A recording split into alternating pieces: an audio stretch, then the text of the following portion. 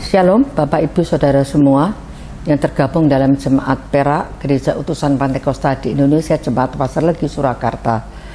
Mari sebelum kita bersama merenungkan firman Tuhan, kita akan berdoa terlebih dahulu. Bapak Surgawi, terima kasih untuk saat yang indah di mana kami akan sebentar lagi merenungkan bersama-sama akan firman-Mu. Kiranya Roh-Mu yang kudus memimpin dan menolong kami agar supaya apa yang kami renungkan bersama boleh menjadi berkat bagi kami sekalian. Terima kasih Bapa, Engkau ambil alih seluruh waktu pada saat ini. Di dalam nama Tuhan kami Yesus Kristus, kami berdoa dan bersyukur. Haleluya, amin. Nah, Bapak Ibu Saudara sekalian, tema firman Tuhan yang akan saya sampaikan adalah bertumbuh dalam iman kepada Yesus Kristus. Kita akan baca bersama di dalam surat Ibrani pasal yang kelima ayat yang ke-11 sampai dengan ke-14. Demikian bunyi firman Tuhan. Tentang hal itu banyak yang harus kami katakan, tetapi yang sukar untuk dijelaskan karena kamu telah lamban dalam mendengarkan. Sebab sekalipun kamu ditinjau dari sudut waktu, sudah seharusnya menjadi pengajar.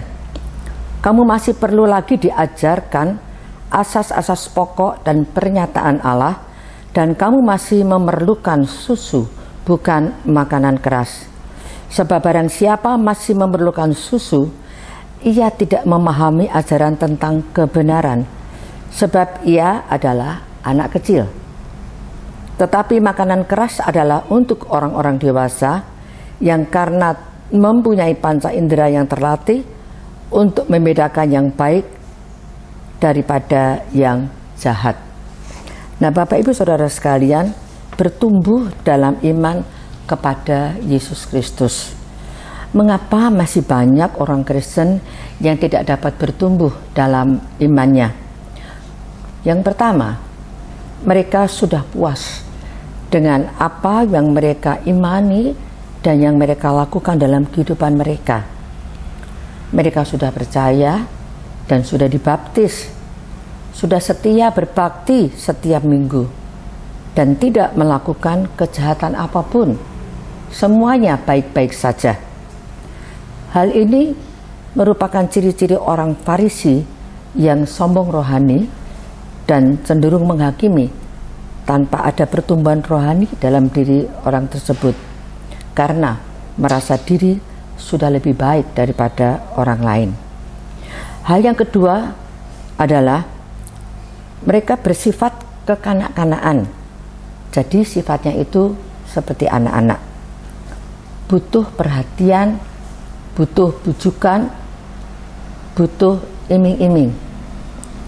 Dan suka iri terhadap berkat yang diterima orang lain. Dan suka marah kalau tidak mendapatkan perhatian.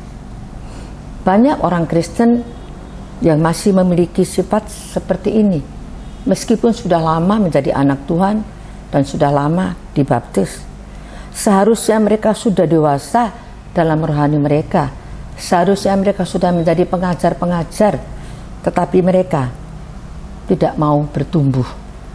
Berapa banyak mereka yang pindah gereja karena marah kepada pendetanya yang tidak menyapa pada waktu kebaktian.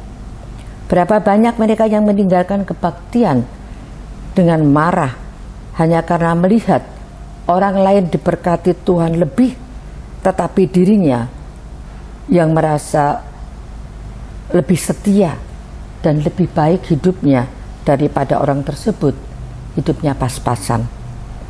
Dan banyak alasan-alasan sepele yang lainnya.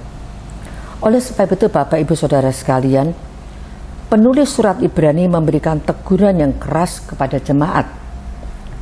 Dalam ayat 11 pasal yang kelima ini dikatakan demikian.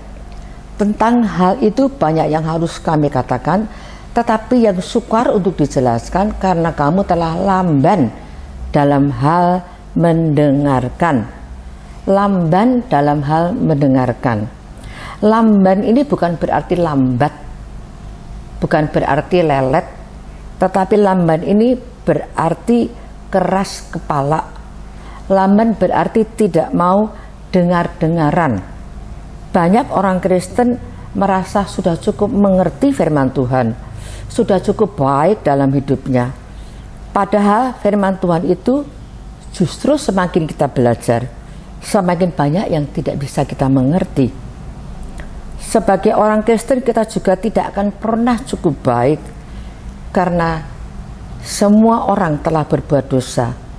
Demikian dikatakan Rasul Paulus di dalam Roma 3 pasal 23, sebab semua orang telah berbuat dosa dan kehilangan kemuliaan Allah.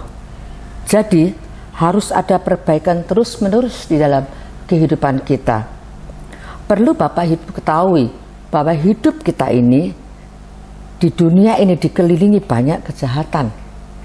Pengaruh berita palsu, pengaruh berita televisi, pengaruh ajaran sesat, ajaran LGBT, lesbian, gay, biseksual dan transgender.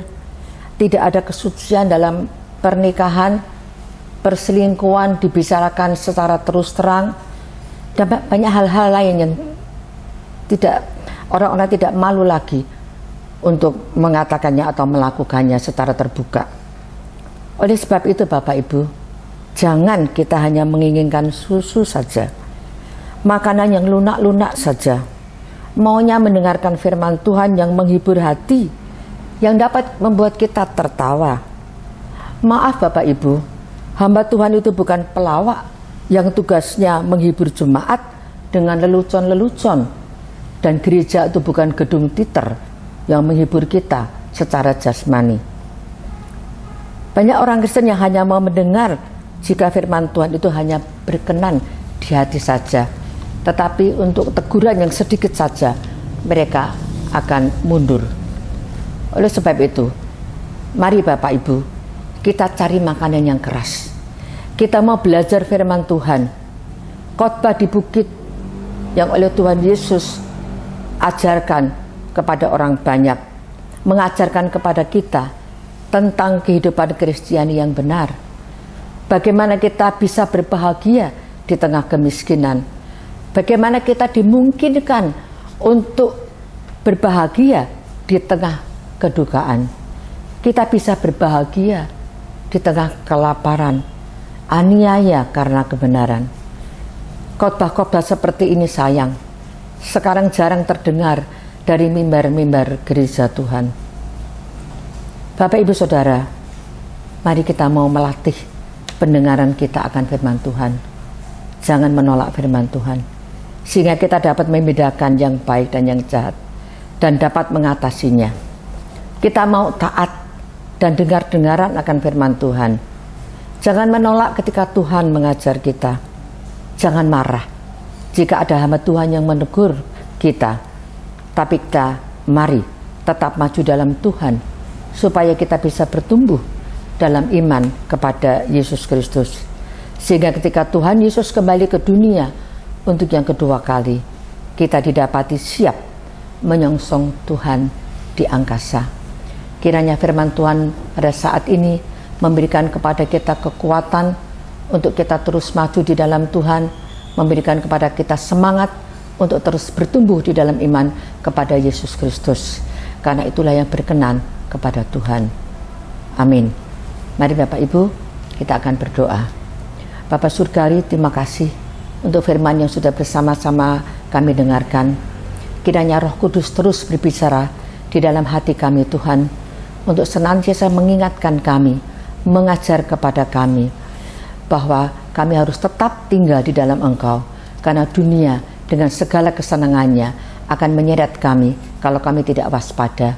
Oleh sebab itu tolong kami untuk tetap dekat kepada Engkau, hidup di dalam kebenaran, hidup di dalam kesucian, agar supaya ketika Engkau datang kembali, maka Engkau akan mengangkat kami masuk ke dalam rumah Tuhan. Terima kasih Bapa, kami serahkan seluruh kehidupan kami, anak-anak-Mu, di dalam tangan kuat kuasa Tuhan. Bimbing kami ya Roh Kudus, berkati kami. Terima kasih Bapa, di dalam nama Tuhan kami Yesus Kristus, Tuhan dan Juru Selamat kami yang hidup, kami berdoa dan bersyukur. Haleluya, amin.